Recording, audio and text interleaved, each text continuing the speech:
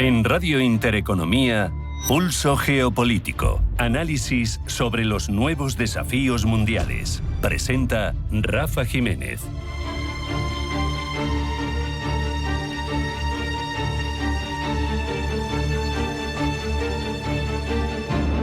Bienvenidos a Pulso Geopolítico. Cuando todos los miembros de la Alianza Atlántica de la OTAN se sienten alrededor de la mesa en Ankara, van a acudir a una cita relevante, de esas que suponen un punto de inflexión, no un encuentro más de la OTAN. No estarán discutiendo simplemente sobre porcentajes de gasto, sobre el PIB en defensa, ni sobre calendarios de inversión.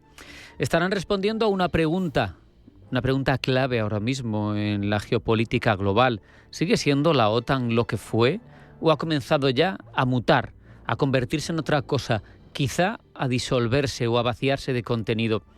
Porque el mapa de seguridad en el mundo occidental va a quedar dibujado de una manera o de otra en función de lo que salga de la cita de Ankara. La OTAN en su momento, cuando se fundó, no fue solo un tratado militar, que también fue una apuesta política sobre la naturaleza de la seguridad en un mundo en el que las ideas de las democracias liberales querían mostrarse más seguras juntas que por separado, en la que querían darse cobertura, en la que querían mostrar que atacar a una era atacar a todas y que esas todas estaban más protegidas cuando estaban juntas. Esa era la columna vertebral de un orden internacional que permitió a Europa occidental vivir décadas de paz después de 2 guerras mundiales que la desangraron.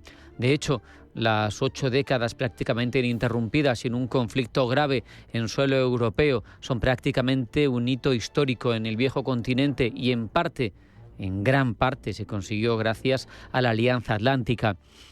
Y lo que ha ocurrido en los meses previos a esta importante cita de Ankara es que esa arquitectura se ha visto sometida a una presión que no tiene precedentes en la historia de la Alianza.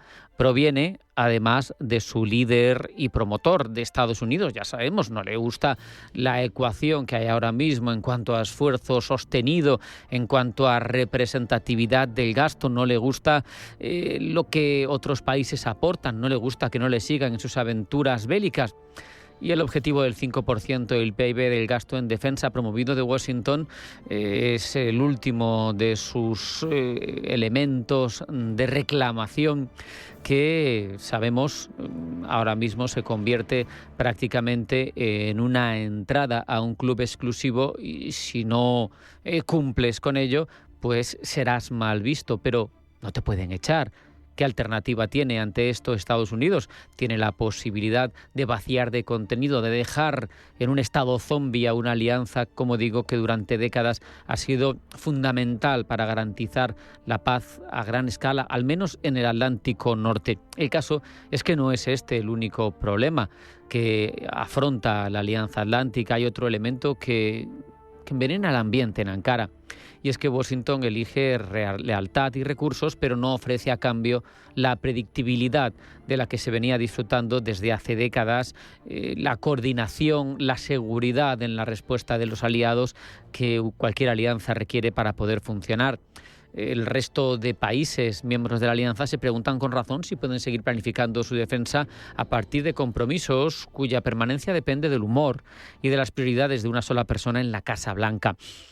Es un hecho que Europa llega a esta cumbre más concienciada, más asustada quizá por la amenaza rusa de lo que ha estado en décadas, más dispuesta también a gastar en defensa que en cualquier otro momento desde el final de la Guerra Fría, pero sabiendo, parece bastante genuino, que el impulso del rearme europeo es cierto, es urgente y en muchos países es transversal en términos políticos, no dependerá de quién ocupe el poder en un momento u otro.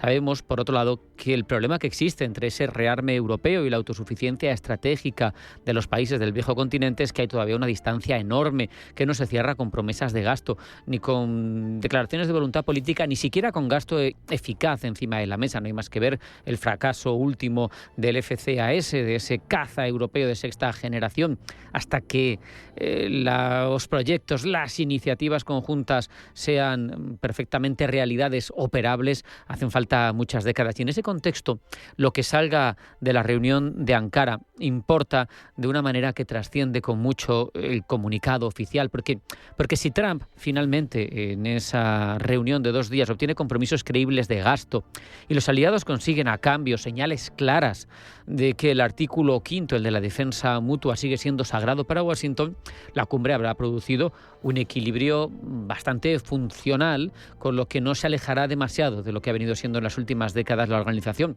Pero si por el contrario las tensiones se agravan, si Trump regresa a Washington sintiéndose defraudado con lo que le han ofrecido el resto de socios, el proceso de desacoplamiento estratégico que ya se ha puesto en marcha de forma unilateral va a acelerar de manera tal que podrá volverse tan difícil que incluso quizá sea imposible de revertir. Uno se pregunta, ¿puede la alianza sobrevivir cuando el socio que la lidera la trata como un instrumento de sus propios intereses en lugar de un proyecto común? En cualquier caso, eso se va a responder en la capital de Turquía durante los 2 próximos días. En Ankara, mañana y pasado, se decidirá si el umbral sigue estando lejos, el umbral de desencuentro, el umbral de convertir a esta organización en un zombi, de vaciarla de contenido, o si ya estamos demasiado cerca de él. Europa y el resto del mundo tomarán nota de la respuesta, unos en positivo, otros en negativo. Si al final la alianza zombie es el modelo que se impone, vacía de contenido, bien hará Europa en acelerar sus alianzas por otro lado, porque si no, quedará expuesta e indefensa. Hacemos ya un alto en el camino. A la vuelta a información geopolítica que elabora Blanca del Tronco. No se marchen porque sigue Pulso Geopolítico.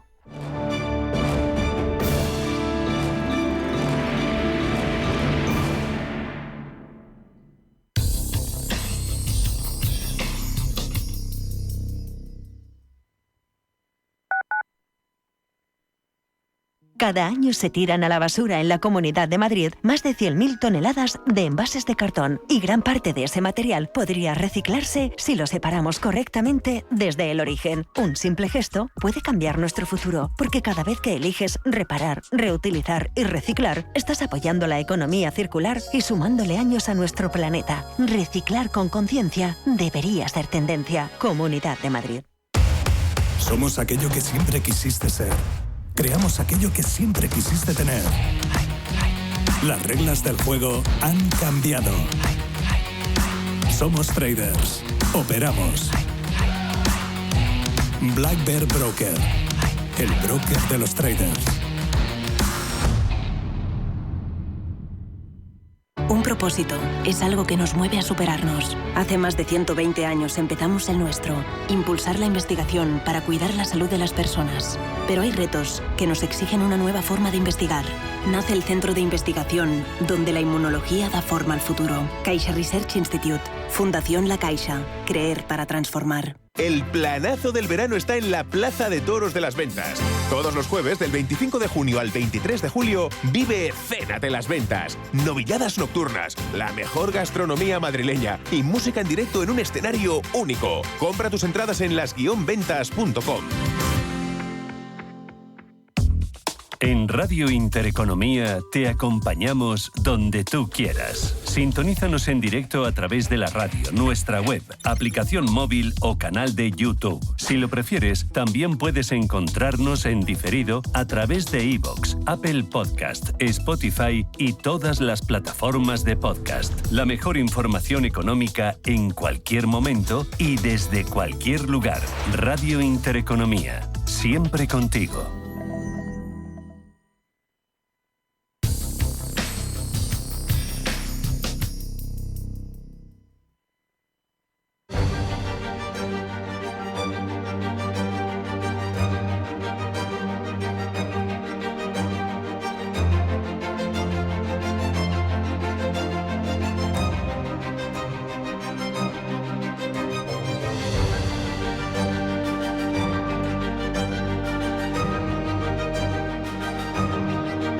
En Radio Intereconomía, Pulso Geopolítico. Presenta Rafa Jiménez. Y desarrolla, elabora la información geopolítica Blanca del Tronco. Blanca, bienvenida, buenas tardes. Buenas tardes. Comenzamos en Venezuela, donde continúan las labores de desescombro. Labores que continúan después de que la mayoría de los equipos internacionales que acudieran a prestar ayuda se hayan desmovilizado, centrado en la recuperación de los cuerpos sepultados bajo los edificios. La presidenta venezolana, entre tanto, ha hecho cambios en su gabinete, sustituyendo a la ministra de Transportes. Delcy Rodríguez ha creado además un nuevo cuerpo militar para atender la emergencia ante desastres tras las críticas por la falta de respuesta de las Fuerzas Armadas venezolanas tras el doble terremoto del 24 de junio. Ataque masivo de Rusia contra Kiev. Ataque que se ha saldado con 11 muertos y 60 heridos, y tras el que el presidente de Ucrania, Volodymyr Zelensky, ha estado a la Alianza Atlántica a adoptar decisiones firmes de apoyo a la defensa del espacio aéreo ucraniano durante la cumbre de Ankara, asegura Zelensky.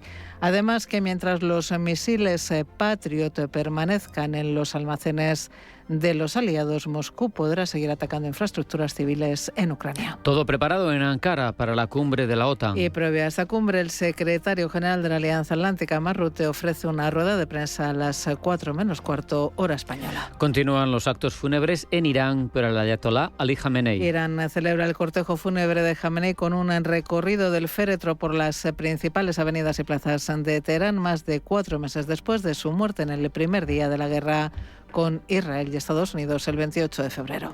Hamás anuncia la disolución de su gobierno en Gaza. El gobierno de Hamás en la Franja de Gaza ha anunciado su disolución para pasarle el testigo a un comité palestino de tecnócratas encabezado por Ali Satta, tal y como contempla el plan de paz entre Israel y la milicia islamista firmado en octubre de 2025, impulsado por la administración norteamericana de Donald Trump. Y China y Rusia inician maniobras navales en aguas del noreste chino. Maniobras a las que seguirá una operación de patrullaje marítimo en el Pacífico, unos ejercicios que coinciden con la reanudación de la presión marítima de Pekín en torno a Taiwán mediante operaciones de control e inspecciones de buques que han provocado protestas de Taipei y varios países europeos.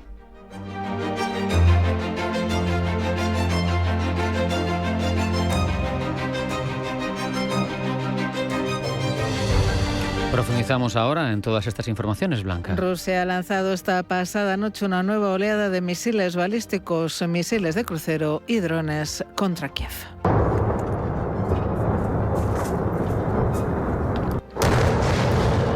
El ataque ha combinado proyectiles Iskander-M con drones de tipo Shahed y se ha prolongado durante varias horas. El balance hasta el momento: 11 muertos y 60 heridos, aunque los equipos de rescate continúan trabajando entre los escombros en busca de posibles supervivientes. Los ataques han alcanzado edificios de apartamentos y otras infraestructuras civiles. Es el segundo ataque de gran magnitud contra Kiev en menos de una semana. El pasado 2 de julio Rusia ya había lanzado un bombardeo masivo con 74 misiles y casi 500 drones que dejó 30 muertos. El gobierno ucraniano viene advirtiendo desde hace semanas de las dificultades para interceptar los misiles balísticos rusos. El presidente Volodymyr Zelensky ha reclamado en varias ocasiones a Estados Unidos y a sus socios europeos el envío urgente de más sistemas Patriot y de los interceptores PAC-3, cuyo suministro ya no es gratuito desde el regreso de Donald Trump a la Casa Blanca. Moscú, por su parte, presenta estos ataques como represalia por los bombardeos ucranianos contra infraestructuras energéticas rusas. Kiev ha intensificado en las últimas semanas sus ataques contra refinerías e instalaciones petroleras en territorio ruso. Ataque ruso a Kiev a las puertas de que mañana se inicie en Ankara una cumbre crucial de la OTAN. A esta reunión mira Zelensky, quien ha estado a la Alianza Atlántica a adoptar decisiones firmes de apoyo a la defensa del espacio aéreo ucraniano durante la cumbre turca, y asegura que mientras los misiles Patriot permanezcan en los almacenes de los aliados, Moscú, dice, podrá seguir atacando infraestructuras civiles en Ucrania. Rafael Kaldux, catedrático emérito de Relaciones Internacionales de la Universidad Camilo José Cela. Los europeos ya aprobaron para este próximo año por parte de la Unión Europea, que coincide casi al 100% con los aliados europeos, un aumento del gasto de 90.000 millones, a los cuales se añade para el año siguiente como mínimo otros 50.000 millones para dar ese total de los 140.000. Estados Unidos ya se ha quedado prácticamente fuera del apoyo a Ucrania, salvo en las autorizaciones para que se utilicen los Patriot, etc. Hoy por hoy la guerra en Ucrania por parte de Ucrania está desarrollándose fundamentalmente su propia tecnología de defensa, que ha desarrollado misiles de alcance intermedio y el apoyo que le dan fundamentalmente los aliados europeos. Cumbre de la OTAN en Ankara, a la que los aliados llegan tras las amenazas de Donald Trump de que aquellos países que no cumplan con el objetivo de destinar el 5% del PIB a defensa aprenderán pronto. Desde el Gobierno defienden seguir invirtiendo el 2,1% del PIB y aseguran que España, al contrario que otros países, es un país que cumple. José Manuel Álvarez, ministro de Exteriores. Mire, España es un país que cumple lo que dice. Ojalá todos los aliados de la OTAN cumplieran como España. Hablemos de las cifras reales. España está ya en el 2% y ha entregado todas las capacidades que le ha solicitado la alianza. Y las capacidades es lo importante para la defensa. No todos los aliados de la OTAN, no todos los aliados que se van a sentar mañana en torno a la mesa pueden decir lo que España puede decir con la cabeza muy alta. Hay 4 aliados que no han alcanzado al 2%. Álvarez defiende además un ejército común europeo para reforzar la OTAN. Este es un momento para que Europa dé un salto en su soberanía. Por eso creo que, como nos invitan nuestros amigos norteamericanos desde hace mucho tiempo ya, es el momento de que Europa tenga una seguridad común y una disuasión común.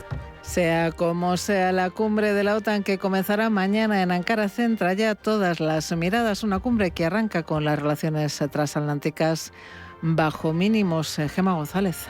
Los líderes de la OTAN viajan mañana a Ankara para enfrentarse a una de las cumbres más delicadas de los últimos años de la Alianza Atlántica. Les espera el examen de un presidente de Estados Unidos, Donald Trump, muy molesto por la escasa implicación europea en su campaña militar contra Irán. Pero no es el único punto de fricción.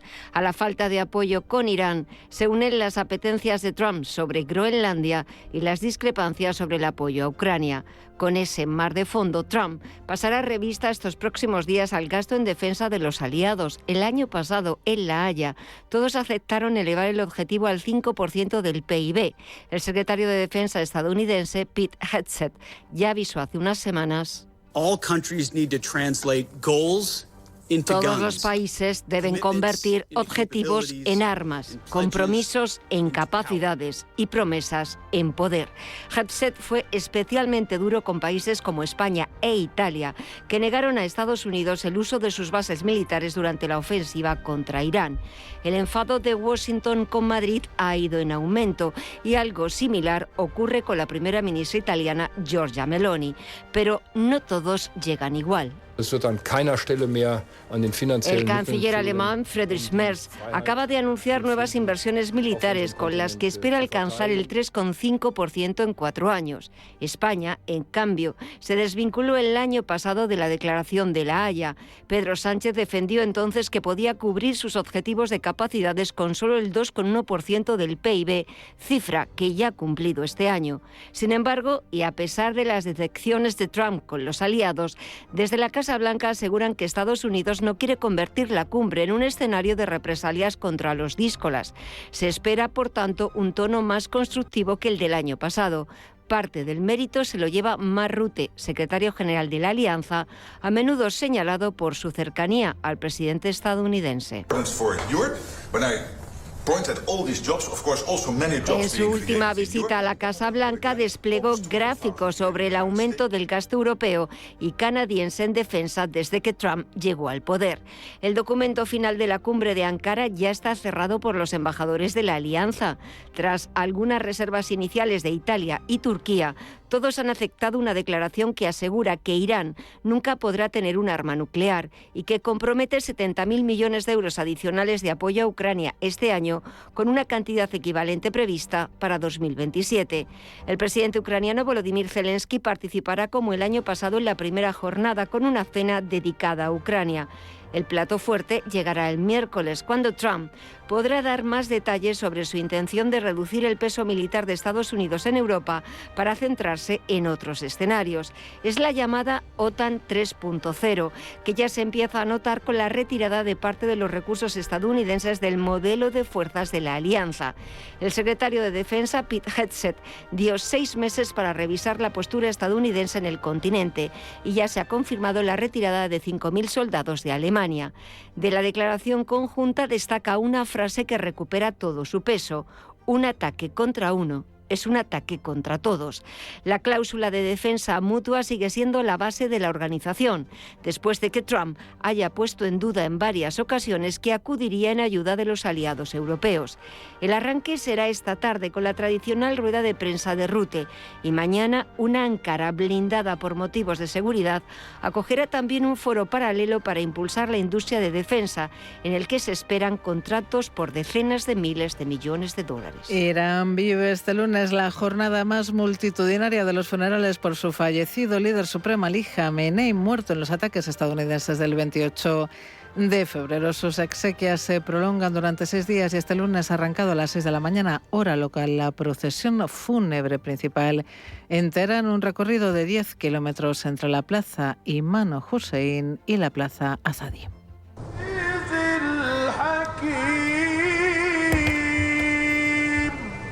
Las autoridades iraníes calculan una asistencia de entre 15 y 20 millones de personas. De confirmarse, sería el mayor funeral de la historia del país. Mañana martes está previsto que las oraciones continúen a la mezquita de Yankaran en Qom y el entierro definitivo tendrá lugar el próximo 9 de julio en Mashhad, ciudad natal de la familia Khamenei. Al funeral han acudido delegaciones de una treintena de países, entre ellos Pakistán, India, Turquía o Azerbaiyán, además del propio Medvedev y representantes talibanes. No hay, sin embargo, representación occidental. Uno de los datos políticos más comentados es la ausencia pública de Mojtaba Khamenei, hijo del fallecido y nuevo líder supremo del país, que no ha sido visto en público desde su nombramiento en marzo, una circunstancia que alimenta las dudas sobre la línea de sucesión dentro del régimen. Fuera de Teherán, el foco sigue puesto en el estrecho de Hormuz. Qatar ha puesto fin este domingo a las restricciones parciales a la navegación que había impuesto la semana pasada tras la muerte de un ciudadano qatarí por heridas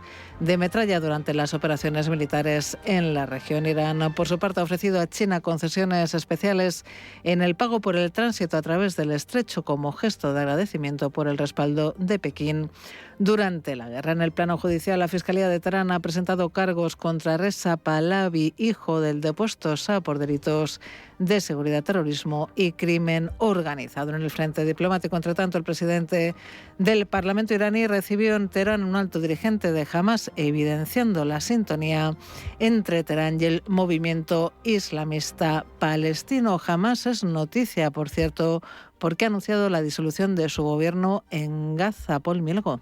El gobierno de Hamas en Gaza se ha disuelto oficialmente este lunes.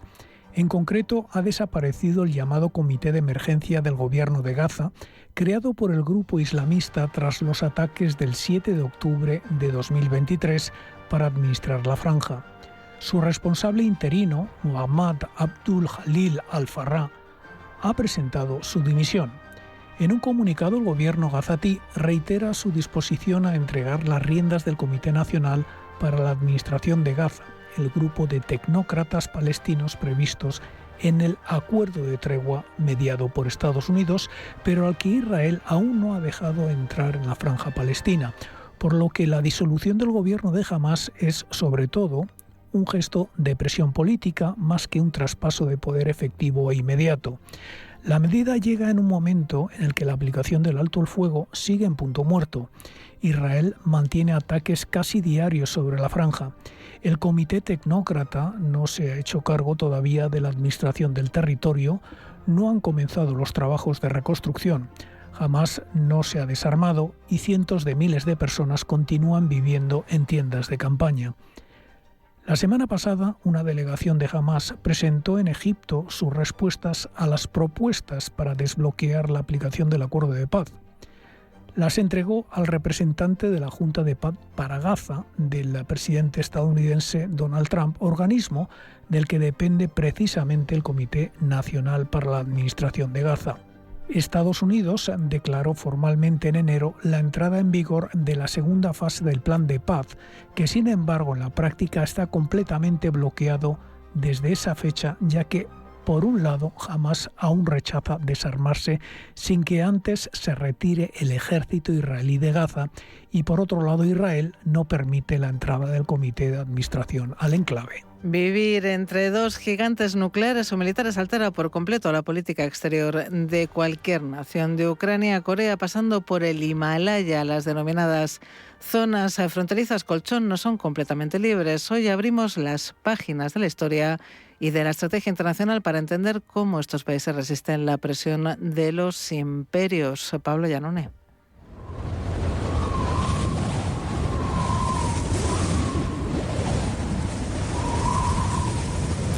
Hay países que no viven en el centro del mapa, sino en sus costuras, lugares donde una civilización termina y empieza otra, donde una frontera no es solo una línea, sino una condena histórica. Ucrania, Georgia, Mongolia, Nepal, Corea, Afganistán.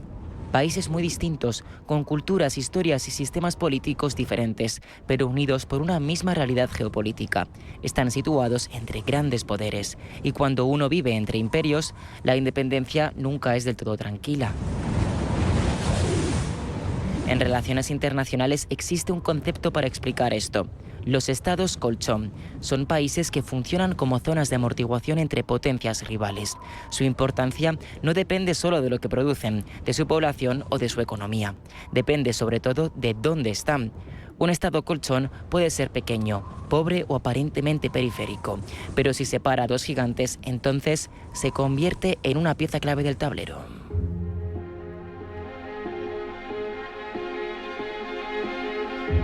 El caso más evidente es Ucrania. Para buena parte de Europa, este país es soberano y tiene derecho a elegir su futuro político, económico y militar.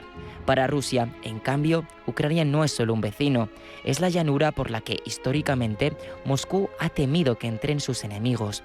Por eso la disputa sobre Ucrania no es únicamente una disputa sobre Ucrania, es una disputa sobre hasta dónde llega Rusia, hasta dónde llega Occidente y quién decide el destino de los países que quedan en el medio.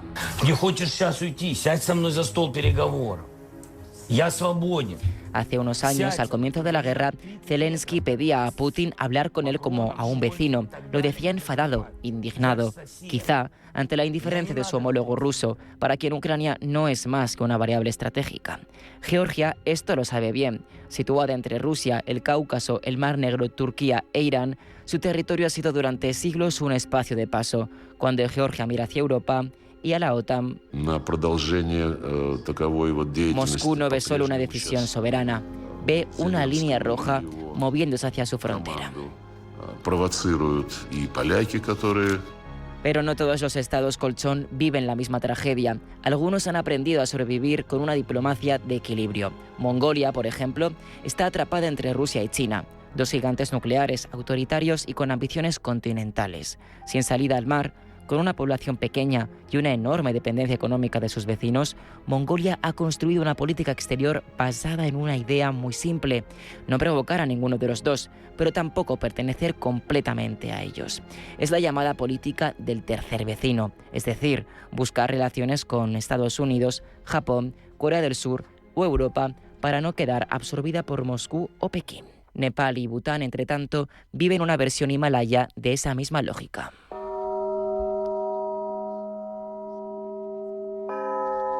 Están entre India y China, dos potencias demográficas, militares y económicas que compiten por el dominio de Asia. Para Nueva Delhi, el Himalaya es un escudo natural. Para Pekín, sin embargo, es una frontera sensible vinculada al Tíbet. Y para Nepal o Bután, es un territorio soberano en el que deben invertir para crear un país más próspero. No obstante, cada vez que construyen algo, puede interpretarse como un gesto geopolítico que tarde o temprano acabará teniendo consecuencias. Otra lección más: los estados colchón no son libres. Siempre están siendo observados, incluso sus actuaciones más aparentemente inocuas. Corea es otro ejemplo extremo.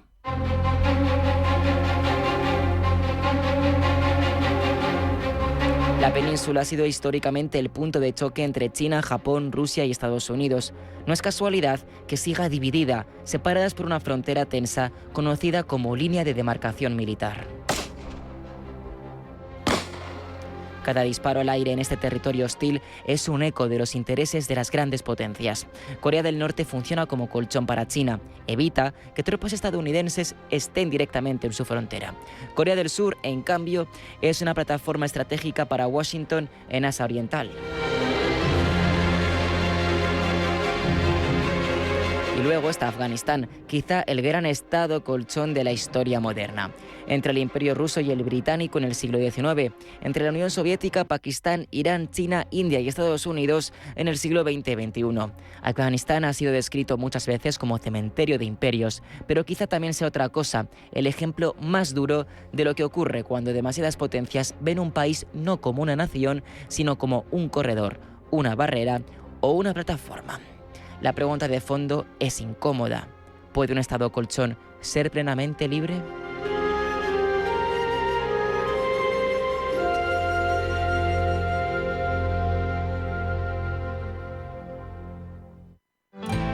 En intereconomía.com te enseñamos a invertir con análisis técnico, análisis fundamental, ETFs y fondos de inversión. Descubre el nuevo curso online para inversores activos que aprenderán a invertir a corto, medio y largo plazo en bolsa. Una formación diseñada para que los inversores particulares perfeccionen sus estrategias y mejoren sus conocimientos financieros. Infórmate y apúntate en intereconomía.com.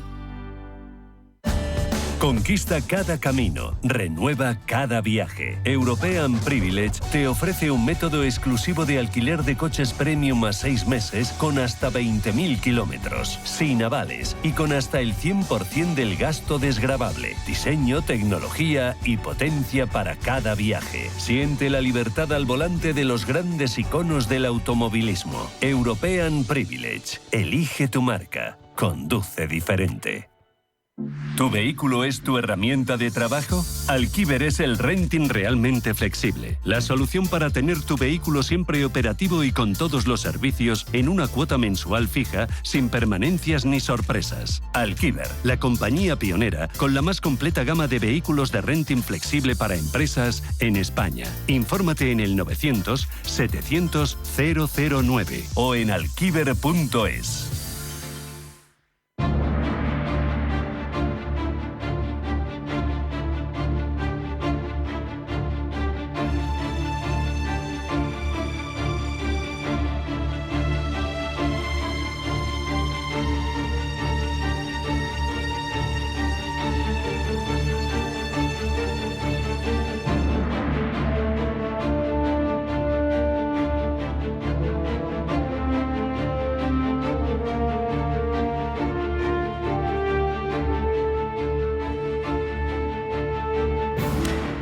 El Consejo de Seguridad de Naciones Unidas, el derecho de veto que tienen las 5 potencias allí presentes de forma permanente, lleva mucho tiempo siendo objeto de debate, pero cada vez, en las épocas más recientes, se habla más de privilegio anacrónico que bloquea la acción internacional en un contexto en el que, además, se está reordenando ese panorama internacional.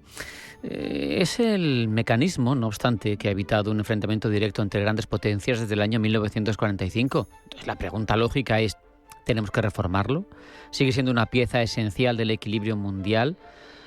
Para saber hacia dónde tendríamos que ir, tenemos la voz autorizada de Luis Vicente Pérez Gil, analista internacional, profesor de Derecho Constitucional de la Universidad de La Laguna. Luis Vicente, bienvenido, buenas tardes.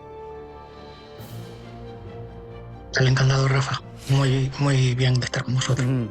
Explícanos, por favor, para poner contexto, por qué cuando se pone en marcha Naciones Unidas se consideró imprescindible conceder derecho de veto a esas grandes potencias.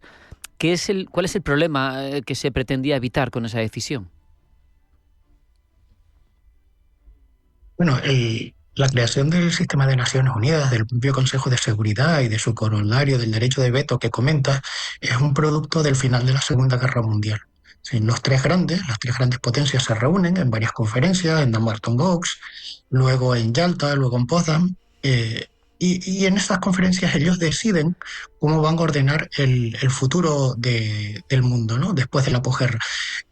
¿Cómo lo hacen? Atribuyéndose los poderes, todos los poderes del sistema internacional. ¿Con qué objetivo?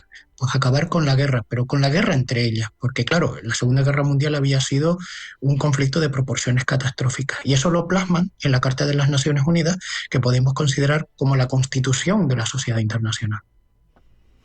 El hecho de que el veto se presente como obstáculo para el funcionamiento ahora mismo de algunas crisis internacionales, hay voces que lo esgrimen así. ¿Qué pasa por alto? Porque al final el veto tenía una función estratégica, ¿no? ¿Por qué sería relativamente injusto acusarlo de obstáculo para resolver crisis internacionales ahora mismo? Bueno, lo que deciden los tres grandes en esas conferencias que hemos citado es acabar con la guerra definitivamente. Es decir, la guerra deja de ser un derecho en manos de los estados y su monopolio pasa al Consejo de Seguridad que ellos van a liderar. Hay un consenso claro, y esto está plasmado en las actas de la conferencia de Yalta de febrero de 1945, en la cual no se va a adoptar ningún acuerdo fundamental si no es con el consenso de los tres grandes, es decir, de Estados Unidos, de la Unión Soviética en aquel momento y del Reino Unido. Luego extienden, por motivos estratégicos, este derecho a China y a Francia. Y ese es el régimen que hemos tenido hasta hoy. La cuestión es, ¿ha sido exitoso o ha fracasado? Desde el punto de vista por el que se creó, es decir, evitar la guerra entre grandes potencias, ha sido un éxito. Ellos nunca se plantearon evitar los conflictos definitivamente, porque eso es imposible, pero sí estaba en su interés nacional el poder regir los destinos del sistema internacional por un largo periodo de tiempo, y han pasado 81 años, sí, realmente ha tenido éxito. De tal manera, Luis Vicente, que podríamos decir que ese derecho de veto no garantiza la paz absoluta, pero sí al menos, a los hechos nos remitimos, ha reducido el riesgo de una guerra directa entre las potencias más grandes, ¿no? Sí, y esto es una cuestión fundamental porque justo la Carta de las Naciones Unidas y el sistema de Naciones Unidas nace en 1945 al mismo tiempo, en paralelo con el arma nuclear. Entonces, como hemos comentado en alguna entrevista anterior, las armas nucleares cambiaron la naturaleza de la guerra. Desde su invención, el ser humano dispuso de la capacidad de destruirse completamente a sí mismo, de destruir la civilización definitivamente. Entonces, el temor que tenían los tres grandes era un enfrentamiento entre ellos, porque la Segunda Guerra Mundial, debemos recordar, dejó 50 y tantos millones de muertos, entre ellos 27 millones de ciudadanos soviéticos. Eso era un coste de vidas humanas y de destrucción incalculable. Por tanto, el objetivo era acabar con la guerra entre ellas. Esto no supone que no hubiera conflictos o crisis en la base del sistema, pero las normas eran muy claras. El ejercicio del derecho de la fuerza correspondía al propio Consejo de Seguridad, es decir, a las grandes potencias. O sea, al ejercer el veto, aprobaban, pero si oponían el veto, no aprobaban una norma, con lo cual el sistema funcionaba y ha funcionado correctamente hasta fechas recientes. Uno de los aspectos más interesantes, Luis Vicente, es la relación entre veto y equilibrios de poder, ¿no? ¿Hasta qué punto el derecho internacional al final depende en realidad de ese equilibrio más que de principios jurídicos abstractos? Bueno, el derecho internacional, como cualquier otro ordenamiento jurídico, es un reflejo de la sociedad a la que regula. En este caso estamos hablando de una sociedad internacional, no una sociedad interna.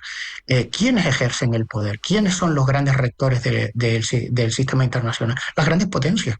O sea, esto ha ocurrido siempre desde que existe el poder. Ellas son las que crean las normas fundamentales del sistema internacional. No quiere decir que creen todas las normas, pero sí las normas fundamentales. Cuando hay consenso, el sistema funciona. Y hemos visto que ha habido un periodo extensísimo de paz. Cuando los intereses nacionales de las grandes potencias empiezan a chocar entre ellas, es cuando el sistema empieza a crujir, si me permiten la expresión, ¿no? Empieza a entrar en parálisis, y es la situación en la que nos hemos encontrado desde 2022 hasta ahora. Yo creo que quizá cuando surgen voces que critican al Consejo de Seguridad y al derecho de veto por inacción, se refieren más, fíjate, a conflictos concretos en los que no están implicados, al menos directamente, ninguno de esos actores fundamentales que son los que tienen el poder y los que sería extremadamente nocivo que se enfrentaran entre ellos.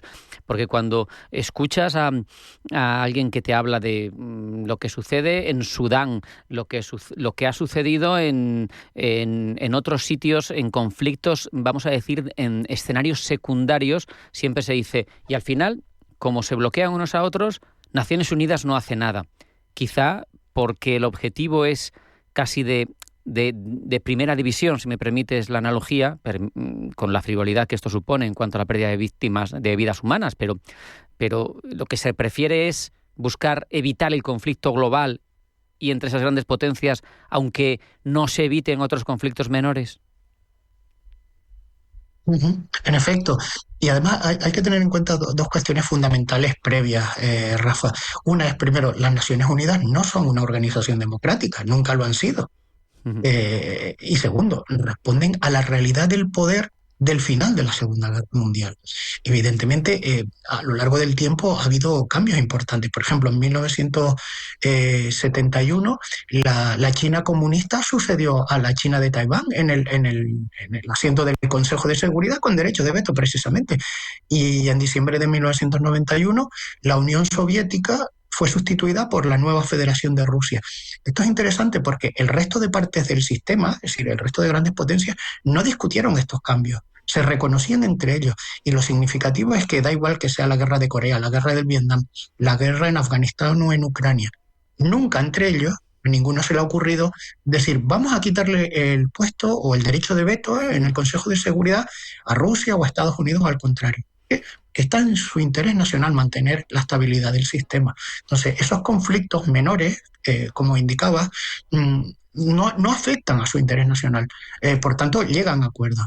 Incluso en la guerra de Ucrania actual estamos viendo acuerdos entre el grupo denominado P5, ¿vale? Los 5 miembros permanentes del Consejo de Seguridad, que por ejemplo se reúnen para discutir temas de estabilidad nuclear. Me resulta muy llamativo esto que hablabas de no trabajar para quitarle el derecho de veto a otro. Claro, al final te das cuenta de que eso es un club que admite por cooptación y por eso mismo, claro, hay voces que surgen de el denominado sur global, o como lo quieras llamar, hay mucha gente que no le gusta, que surge de OCS, que surge de BRICS, que surge de China, en el que hablan, no, respetemos la arquitectura de Naciones Unidas, pero transformémosla porque la realidad del 45, como tú muy bien mencionabas, que es la que está reflejada ahora mismo, no es la realidad de 2026.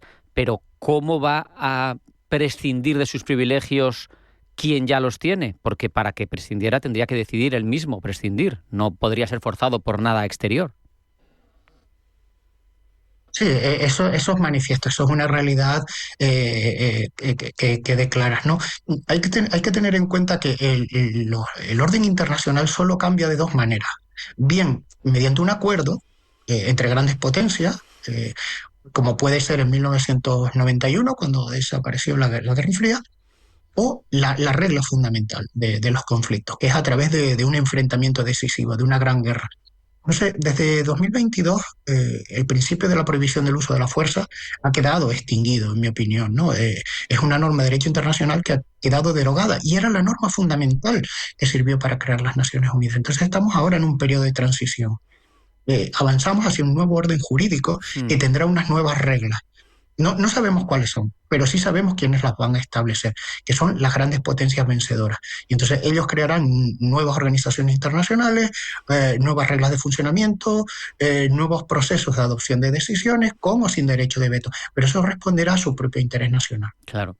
De momento parece que el derecho de veto, como bien nos has mostrado, es una garantía de estabilidad, o ha sido hasta ahora una garantía de estabilidad. En tu opinión, Luis Vicente, ¿qué ocurriría si se suprimiera o se reformara en profundidad ahora mismo? Bueno, eso, Rafa, lo he puesto por escrito en varias ocasiones. La quiebra del derecho de veto significaría directamente la guerra. Es decir, porque si una o varias grandes potencias trataran de expulsar del Consejo de Seguridad a otro miembro permanente, pongamos por ejemplo las 3 potencias occidentales, Francia, Estados Unidos y Gran Bretaña, que quisieran expulsar a Rusia, a China o a las dos, eso significaría que el consenso fundamental se ha roto, que las reglas del sistema ya no funcionan. Entonces estamos a las puertas de un gran enfrentamiento, de una gran guerra, que probablemente en el momento actual de desarrollo de la humanidad sería con armas nucleares. Claro, la alternativa, ¿cuál es? La negociación permanente, el equilibrio de poder y alcanzar siempre acuerdos que permitan que el sistema se mantenga relativamente estable. Nunca es absolutamente estable, eso no existe, ni siquiera en la teoría, pero sí que, bueno, como ha ocurrido en estas últimas 8 décadas, que no se haya producido una guerra de grandes proporciones entre grandes potencias. Te agradezco mucho que nos hayas hecho ver de esta manera el Consejo de Seguridad de Naciones Unidas, porque quizá no es, sobre todo en los últimos tiempos, tan evidente, pero escuchándote se ve que tiene una utilidad y que tiene una garantía hasta ahora en su funcionamiento de que no, al menos no nos hayamos matado unos a otros, que bueno, no está nada mal. Veremos cómo evoluciona. Supongo que habrá, si se modifica y si esas nuevas estructuras de poder, como tú muy bien dices, ese directorio de las grandes potencias deciden organizar y arbitrar un nuevo sistema, probablemente, pues a lo mejor Francia no está dentro, y si está dentro, no sé, Brasil o quien sea, pero en cualquier caso, gracias a ti hemos podido poner en valor ese Consejo de Seguridad de Naciones Unidas, que yo creo que hacía falta. Y muchas gracias, Luis Vicente. Un abrazo y hasta la próxima. Muchas gracias a vosotros y como siempre es un placer poder compartir conocimiento y reflexiones.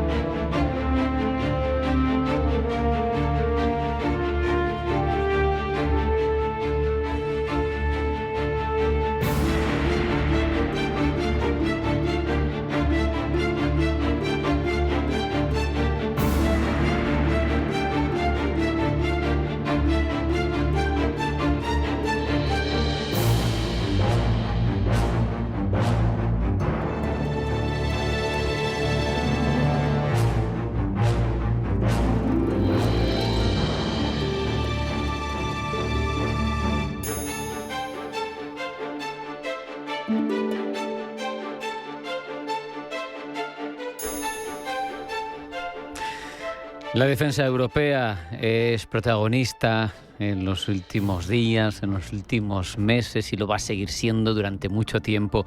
Vive su mayor transformación en décadas. En ese proceso, una función que hasta ahora parecía secundaria, Corporate Affairs, se está convirtiendo en palanca estratégica de negocio. Uno se pregunta cómo leer el nuevo ecosistema, cómo anticiparse a las reglas, cómo posicionarse antes de que los marcos de inversión queden cerrados. Para entenderlo mejor, conversamos con Alfonso Mateos, que es director de la oficina de Grey en Madrid. Alfonso, bienvenido, buenas tardes. Buenas tardes, Rafael, muchas gracias. Como digo, Corporate Affairs ha pasado de ser una función de acompañamiento a palanca de negocio. Alfonso, ¿qué ha cambiado para que esto ocurra así ahora? Cuéntanos. Bueno, principalmente lo que ha cambiado es el contexto. Durante mucho tiempo los Corporate Affairs en general se han entendido como una función de acompañamiento en todos los sectores, relaciones institucionales, reputación, seguimiento regulatorio, etc. Todo eso continúa siendo importante, pero ya no basta en la función de Corporate Affairs. Y en el caso concreto de la defensa y la seguridad, las grandes oportunidades no dependen solo de tener una buena tecnología o una buena capacidad industrial. Dependen de entender prioridades públicas, de anticipar marcos europeos y nacionales, de la capacidad de entrar y de detectar la entrada en consorcios, de construir alianzas industriales y de demostrar al fin y al cabo que una empresa, que una corporación puede contribuir a una necesidad estratégica concreta que hay que resolver. Hay un cambio de escala evidente además, ¿no? Si me permites, perdón, Rafael, sí. La Comisión Europea ha puesto sobre la mesa el marco Readiness 2030 con la ambición de movilizar hasta 800.000 millones de euros en defensa. SAFE es el nuevo instrumento financiero, prevé hasta 150.000 millones de préstamos para inversiones urgentes y contratación común. Tenemos el Fondo Europeo de la Defensa de casi 7.300 millones. A nivel español, solamente en 2025 el Plan Industrial y Tecnológico para la Seguridad y la Defensa movilizaba casi 10.500 millones y ahora se está hablando de nuevos programas especiales de modernización en torno a los 11.000 millones. Es básicamente un contexto en el que los corporate affairs en un sector concreto como es este de la defensa y la seguridad dejan de ser una función periférica y impactan directamente como palanca de negocio porque ayudan a convertir el contexto institucional en oportunidad empresarial de desarrollo. La verdad, desde luego, Alfonso, es que el volumen de inversiones es inédito. Se habla de un nuevo ciclo europeo de defensa. Explícanos qué lo define y, sobre todo, ¿por qué crees tú que obliga a las empresas a repensar su estrategia institucional? Bueno, es una constatación muy clara, ¿no? Europa ha entendido que la seguridad ya no puede darse por descontada. Se acabó el tiempo en el que la OTAN, Estados Unidos y el orden mundial mantenía cierto equilibrio en Europa y en los Estados miembros de la Unión Europea. La guerra de Ucrania, la presión sobre el flanco oriental, la incertidumbre en general sobre la relación transatlántica y la competición tecnológica y los reequilibrios que ha generado una vulnerabilidad que afecta también a algunas cadenas de suministro y han cambiado por completo la conversación, ¿no? Hablamos de un contexto, hablamos ahora de cómo gestionar ese contexto. Ese nuevo ciclo europeo de defensa se define por 3 elementos principales. El primero, hay más inversión, ya hemos comentado. El segundo, hay urgencia, porque el contexto se ha movido y Europa y los Estados miembros no han sabido o no han podido posicionarse al mismo tiempo que se han generado esos movimientos. Y el tercero, hay una exigencia, todo esto se ha traducido en la llamada autonomía estratégica europea. Necesitamos capacidad industrial propia, necesitamos capacidad de suministro propia, necesitamos no depender de terceros que puedan no querer o no ser capaces de suministrarnos en tiempo y forma. Los datos son elocuentes. Hablábamos antes de SAFE. Financia prioridades que son la munición, los misiles, artillería, drones, antidrones, etcétera. Pero no estamos hablando solo de armamento clásico, sino de un perímetro que va mucho más amplio. La OTAN, como sabemos, ha elevado el listón político, ¿no? La pasada cumbre de La Haya, estamos a las puertas de la de Turquía, los aliados acordaron ya avanzar hacia el 5% del PIB, pero de ese 5% para 2035, el 3,5% está vinculado a requisitos centrales de defensa, a parte puramente militar, ¿no? Pero hay un 1,5% que apunta directamente a necesidad de infraestructura crítica, de resiliencia, de innovación, a una base industrial de defensa. Esto está obligando a las empresas a repensar su estrategia institucional, porque ya no basta con esperar a que surja una licitación, una oportunidad pública de contratación. Hay que entender dónde van las prioridades, qué capacidades son o van a ser estratégicas, qué programas se están desarrollando y dibujando y qué socios son necesarios. Eso va a permitir a las empresas posicionarse para formar parte de esa cadena de valor que es inmediata y que es muy urgente. Mencionabas en una de tus respuestas anteriores una realidad. Al final muchas empresas pues de tecnología o de otros ámbitos tienen capacidades que son válidas para la defensa, pero no consiguen entrar en el ámbito, no logran traducirlo en algo que luego sea contratos, que luego sea negocio. ¿Cuál es el principal error, en tu opinión, que cometen al intentar entrar? Bueno, quizás el principal error es pensar que por tener una tecnología ya es suficiente, ¿no? En defensa no basta con decir, hacemos IA, somos capaces de gestionar energía, hacemos procesos logísticos, desarrollamos software o tenemos soluciones duales, ¿no? Hay que explicar qué necesidad concreta se resuelve, en qué prioridad, tanto a nivel europeo o a nivel nacional, encaja esa solución y qué requisitos se cumplen dentro de la estructura para garantizar esa solución. Con qué socios se puede entregar y en qué plazo. El delivery aquí es muy importante. El plan industrial y tecnológico español que decíamos antes, de los 10.500 millones, un poquito menos, previstos solamente en 2005, un 31% de esos se dirigían a nuevas tecnologías de telecomunicaciones y ciberseguridad. Eso incluye comunicaciones cifradas, satélites, computación cuántica, 5G, por supuesto nube e IA. Abre espacio a empresas tecnológicas que quizá no se habían visto hasta entonces como empresas en el ámbito del sector de la defensa. Y es algo que va mucho más allá. Hemos hablado de energía, hemos hablado de infraestructuras. En cualquier caso, no es un acceso automático. La empresa tiene que traducir su capacidad al lenguaje de la defensa. El nivel de madurez tecnológica que tiene, la fiabilidad. No vale un proyecto, no vale un prototipo, hay que demostrar capacidad.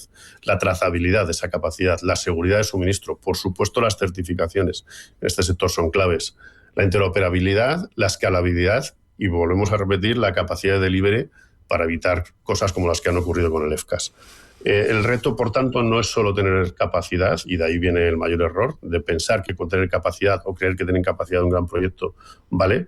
Hay que hacerla legible y hay que demostrarla. Fíjate, mencionabas el FCAS, fíjate qué empresas hay ahí dentro, Airbus, Dassault y tantas otras, y no les ha ido bien, pero bueno, ahí hay mucha tela que cortar. Pero Alfonso, el departamento interno de una gran empresa, ¿qué no tiene que podáis aportar firmas especializadas como De Grey? Bueno, a ver, los departamentos internos son imprescindibles. O sea, nosotros tenemos que trabajar, nuestros interlocutores son esos departamentos internos. Conocen la compañía, conocen sus capacidades, su cultura y sus objetivos.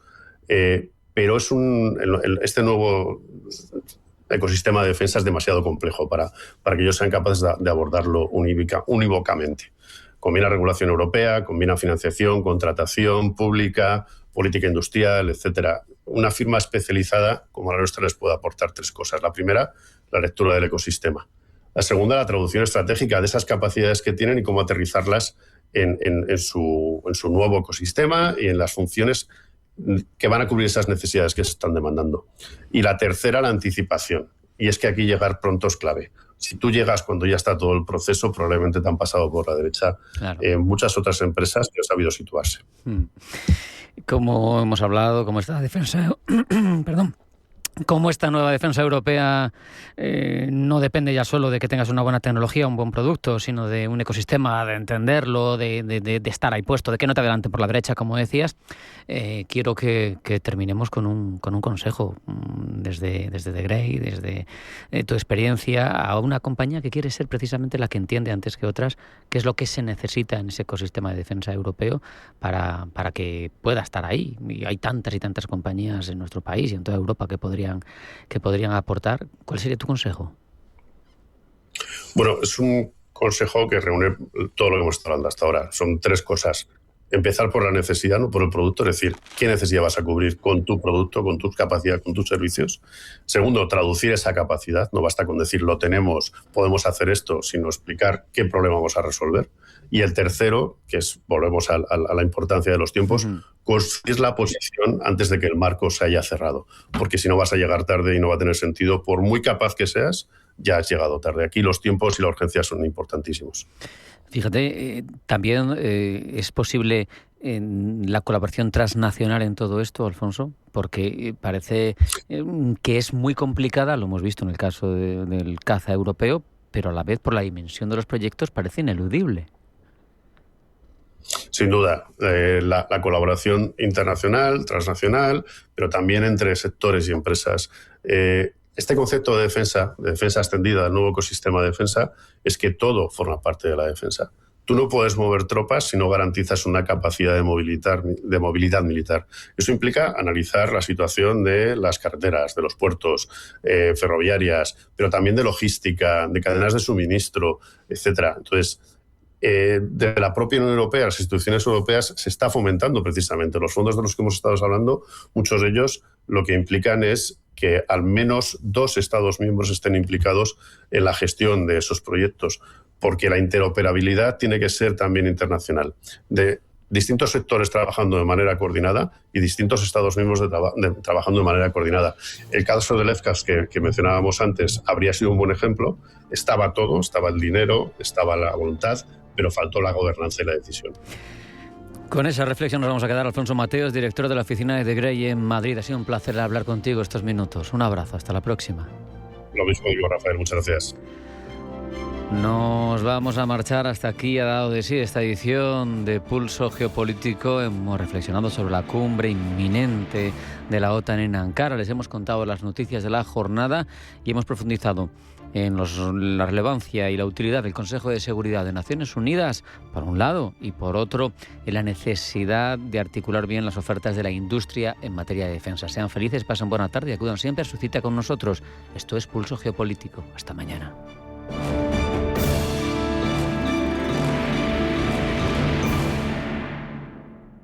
Viene un cliente. Pon el cartel de cita previa.